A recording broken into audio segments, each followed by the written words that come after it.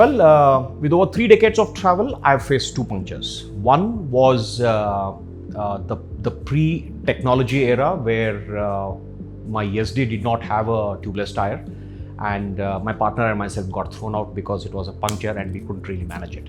Today, thankfully, the technology is a tubeless tire, which allows a very slow release of the pressure from the tire.